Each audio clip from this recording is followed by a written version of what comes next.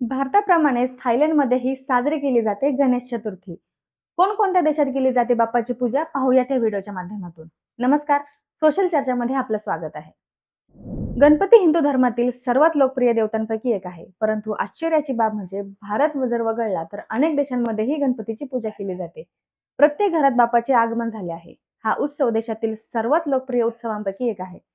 गणपती हिंदू धर्मातील सर्वात लोकप्रिय देवतांपैकी एक आहे. परंतु आश्चर्याची बाब म्हणजे भारतप्रमाणेच इतर अनेक देशांमध्येही गणपतीची पूजा केली जाते.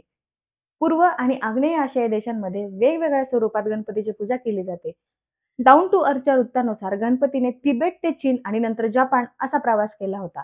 परदेशात गणपतीची कोणकोणत्या स्वरूपात पूजा केली जाते, गणपती या देशांमध्ये कसा पोहोचला याविषयी जाणून घेऊया. व्हिडिओला सुरू करण्यापूर्वी आमचे नवनवीन व्हिडिओ आपल्यापर्यंत पोहोचण्यासाठी चॅनलला सबस्क्राईब करा.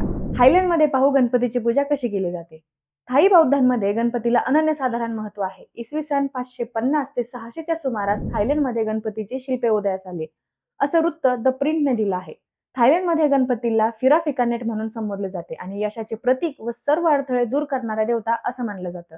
नवीन व्यवसाय सुरू करण्यापूर्वी किंवा लग्नाच्या आणि इतर शुभ कार्यप्रसंगी त्याची पूजा केली जाते. थाई कला आणि स्थापत्यकलेमध्येही गणपतीचा प्रभाव दिसून येतो. गणपतीचे मंदिर आणि मूर्ती देशभरात आढळतात. आग्नेय आशियामध्ये गणपतीची पूजा केली जाते, परंतु या प्रदेशात त्यांनी आगमन कधी झाले हे अस्पष्ट आहे.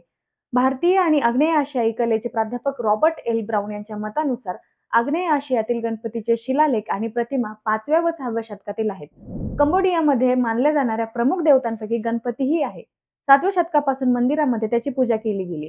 द प्रिंटनुसार कंबोडियातील नागरिक गणपतीमध्ये मोक्ष आणि अंतिम मुक्ती देण्याची शक्ती आहे असे मानतात.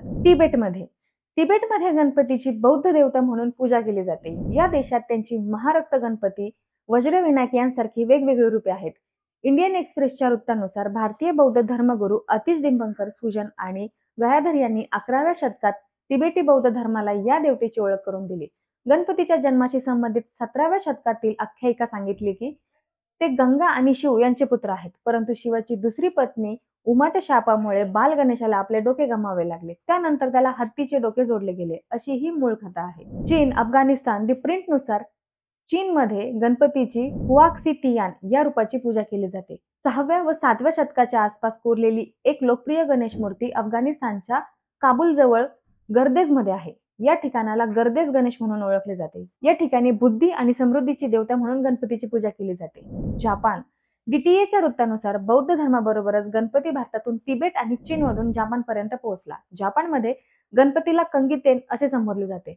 जपानमध्ये कंगीतेन जपानी बौद्ध धर्माशी संबंधित आहे. व्यापारी, अभिनेते व गिशा यांच्याद्वारे त्यांचा विशेष आदर केला जातो. जपानमध्ये गणपतीची इतर रूपेही आहेत. त्यातील एका रूपात चतुर्भुज गणेशाच्या हातात मुळा आणि गोड पदार्थ दाखवले आहेत, असे इंडियन एक्सप्रेसच्या वृत्तात नमूद करण्यात आले आहे.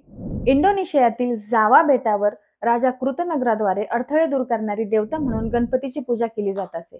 द प्रिंटच्या वृत्तानुसार 14व्या व 15व्या शतकात येथे विकसित झालेल्या बौद्ध आणि शैव धर्माची देवता म्हणून गणपतीची पूजा केली जाते. जावामध्ये गणपतीचे आणखी एक रूप आढळते.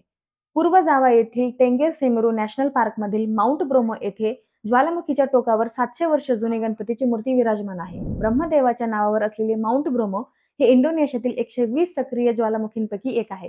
स्थानिकांना असा विश्वास आहे की ही मूर्ती त्यांचे सक्रिय ज्वालामुखीपासून संरक्षण करते. तर मंडळी, तुम्हाला काय वाटतं या माहितीबद्दल आहे आम्हाला कमेंट करून नक्की सांगा. आणि जर तुम्ही हा व्हिडिओ फेसबुक आणि इंस्टाग्रामवर पाहत असाल तर आम्हाला नक्की फॉलो करा, म्हणजे आमचे येणारे नवनवीन व्हिडिओ तुमच्यापर्यंत पोहोचतील.